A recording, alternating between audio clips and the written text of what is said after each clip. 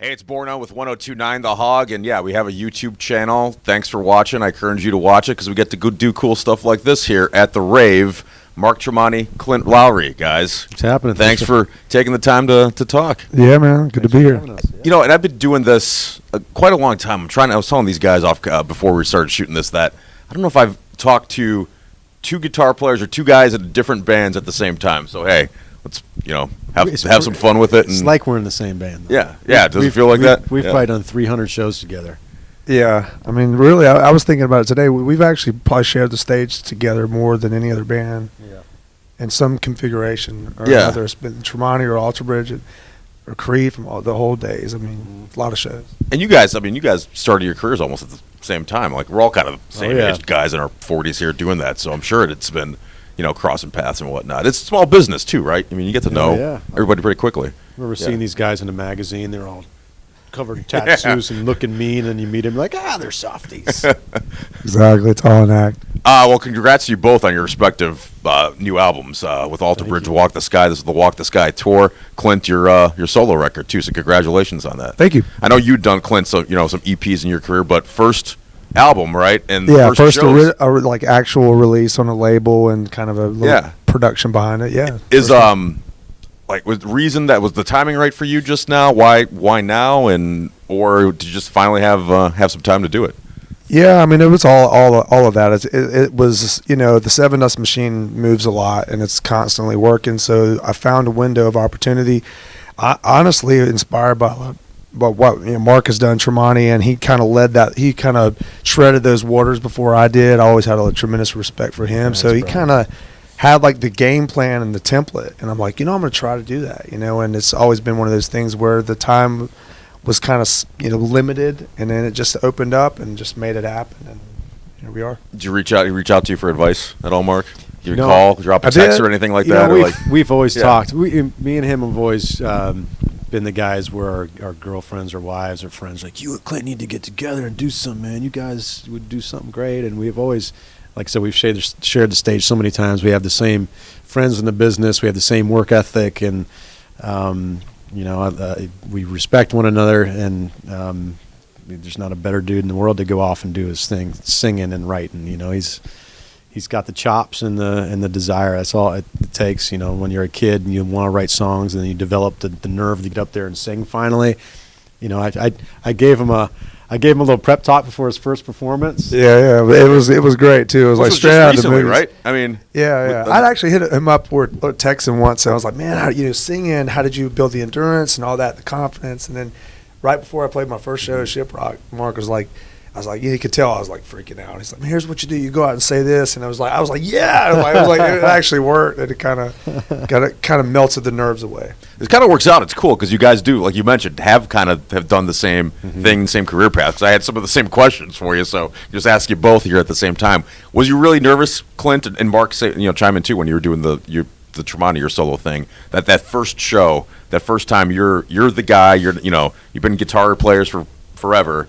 But now you're up there, lead singer. How nervous are you going into that first show? It's like being the new kid in high school. You just moved to a new school and you're stepping in class for the first time. It's that awkward, weird feeling, But, having been on stage for so many years, when those lights go down and you see the same thing you've seen every night, I got comfortable right off the bat. And I almost feel more comfortable now singing on the mic than I do just playing the guitar, because when you're singing on the mic, you've got this purpose. You've got this place. You've got this thing you're doing. When you're playing guitar, sometimes you're just entertaining the dudes over here and doing, But when you're singing, you've got this definitive, this purpose. So it almost makes it easier to perform when you're singing. You just have to make sure you're healthy all the time and you're keeping your chops up. Do you find that to be true too, Clint? Yeah, now there's a few shows under the belt, so there's a comfortability that comes with that. And like he said, it's more being the messenger. There's been times where I've written lyrics, I've written a melody, and the singer, does the job and delivers it. So like to be the one to actually do that, it's really empowering, and there's such a great connection that happens when you're actually looking at them and you're singing these words and they're singing it back. It's just. And it's one of those things that I felt like I really wanted to experience before my career was over. And just watching, people do that my whole career. It's just, like I said, it's nerve-wracking. You got to take care of yourself. There's a whole level of commitment and responsibility, but I'm learning that. It's still new to me. So, but yeah, it's definitely something cool. Well, you ever see the Seven Dust show? I mean, you guys bounce around more than almost any other band out there. So I know that it's a physically demanding job. I don't think people sometimes think about that. You guys on stage, it's like an athlete going to play basketball or football. You got to stay in shape and whatnot. Now that you got this extra instrument as your voice, do you find you have to prep a little bit more or take care of yourself a little bit better? I mean, again, both of you have done the same kind of track. Is it more of a conscious preparation to take care of that other instrument as well? 100%. I mean, weeks before a tour, you have to sing. You have to. You can't just, like, if it's a Seven Dust tour, I'm sure, or a Alter Bridge tour, I can spend 2 days, one day just going through my stuff and pop out on tour the next day. But with singing, you got to get your voice prepared. So I take a good, maybe 2 weeks is a little much, maybe a week and a half, where I start singing full blast, just going for it, wearing my voice out. But there's nothing like when you get on stage and that adrenaline hits you. And what you don't take into account is in between songs and during songs, you're not just singing your songs, but you're going, "Let me hear you!" You're screaming. Yeah. You're giving it much more than you are in your bedroom. Yeah. So that first show, it wakes you up. You're like, man, I can't scream until about a week and a half into the tour. Then you're solid. But it takes a lot more upkeep. Yeah. Speaking with Mark Tremonti, Clint Lowery here at the Rave tonight. I know it's Alter Bridge's 6th show here at the Rave. I know both of you have been here, countless times before that. This is one of those places, because I ask bands this all the time. You walk in and you look around and go, "Oh yeah, I totally know this place. I'm familiar with it." Right? Best dressing rooms ever. Yeah. Get the locker room and the pool, the haunted pool, supposedly spending time. I mean, I've been to, I don't know, hundreds of shows here, and I get lost every time I come here. Coming through. So there's a spooky tour going on here in a few minutes. I think they're going to go. Somebody's going to take everybody on the tour down the basement. Yeah, for sure. So go ahead and enjoy that. So looking forward to the show tonight. Mark with Alter Bridge, congrats on the new album. I was bouncing between both of your guys' records here today. Very personal stuff. That's what I got out of it for both of you guys. And Walk the Sky from Alter Bridge.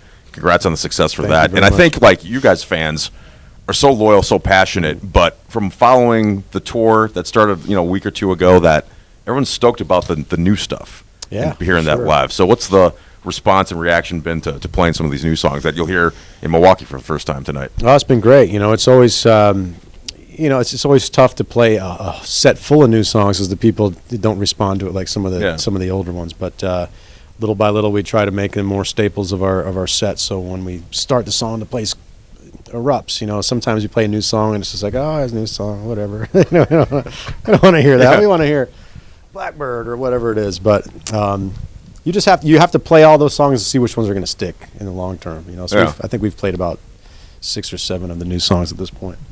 But I think people are excited to hear about it, which is speaks to the quality of the record and your fans as well.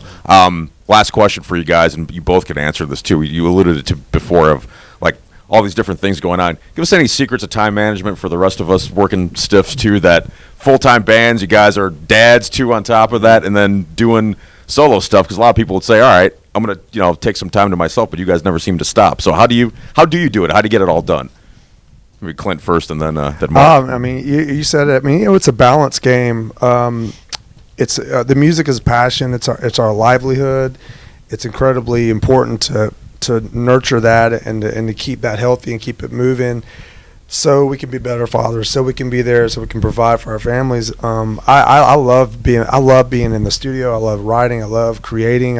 Even when I'm not writing for my own thing or Seven Dust, I'm writing with other people, and I just love the process. I think that's really important. Just loving what it is and the entire passion behind music and being inspired by other bands and all that. But then the other side is the family. It's extremely important for me to be connected to my kids. And getting older, we may not grind as much as we used to. There won't be any of those 20+ month tour cycles, but one feeds the other. And I think if you balance it out, you start figuring out how to do that. And it's working. Yeah, with me, it's just if I go through a day and I don't get anything done, and then another day I don't get anything done, I just start getting depressed. I need to feel like I'm working on my craft. I need to feel like I'm working on a new song or working on the guitar skills or working on something creative. And if I don't, get down on myself. So I think I'm driven just by happiness. It makes me happy to tackle something new. And my kids are always there no matter what. No matter if I'm on tour or at home, they're my number one. If my kids are like, Dad, I'm tired of you touring, I think I'd retire the next day. But I try to get them on tour as much as I can. They love being on tour. They love the tour bus. They love the hotels. They love traveling around the world. And they've some of their friends, their parents are the doctors or teachers or whatever, and they live just your everyday lives. But I think they get to go see Dad at a rock show. It's exciting for them, so that they enjoy it. Yeah, very cool. Anything you want to ask Clint since we're on camera, since we're doing this? So Clint, you want to interview him for a second? Are you going to get on one knee? So Clint, now that you stepped up and done it, isn't it much? It feels much more comfortable than you thought, right? Up there on stage. Yeah. It's definitely. I mean, now just breaking the seal, getting out there doing it, and just having that communication, and okay, I can do this, and it helps when the Alter Bridge fans are embracive. They embrace what it is. They're cool. They're open-minded to it. Some of them know our history, so it's a lot easier when the audience is accepting a little bit. I'm not getting the boos or anything. Yeah, right. I think I would cry. Yeah. Like the first time I do this, after our first song, it's gonna be crickets. Yeah. The hardest thing about being a front man is not singing. It's talking in between songs. Hands down. Everyone's looking to you, entertain me all the time. And I'm not very funny or entertaining. Yeah. I talk like a wrestler. I'm like, okay, everybody. You do great. No, it works, man. It is definitely an art to itself. I tried not to cuss. I was like, you know what? I'm a family man. I want to be classy. I want to hit hard and rock harder than anybody else, but I'm going to do it classy. And then I see all these, I'm like, let me put your hands up, everybody. They're like, okay, I put my hands up. Somebody else is like, let me put your beeping hands up. Yeah. And then after about 3 shows, I'm like, screw it. Let me see. Just something about the word has impact. And they go nuts. That will get people with you, man. That'll get people with you for sure. So I couldn't keep the no swearing. I couldn't keep the no swearing thing intact. My little girl was like, I know why you were on the naughty list, Dad. I was like, why? She's like, you say hell in one of your songs. Like, yeah, that's probably what it is. But yeah. All right, Clint, same courtesy. Any question for Mark before we wrap up here? Oh, man. If you had to play any other type of music, like completely out of the realm of what you do, or if you had to record a record in any other genre, what would it be? 70s soft rock.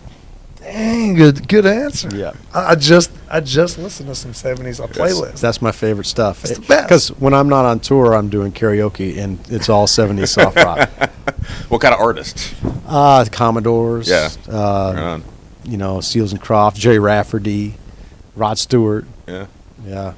I mean, that Bruce Hornsby, that's not 70s, but that vibe. Gotcha. Yeah. Well, guys, it's been a lot of fun. Thank you so much you. for the time. Looking forward to the set tonight. Alter Bridge, Mark Tremonti of Alter Bridge, Clint Lowery, solo tour. First time he's playing Milwaukee. First time you'll hear some of these new songs off the latest album, Walk the Sky from Alter Bridge. I'm Borna with 102.9 The Hog.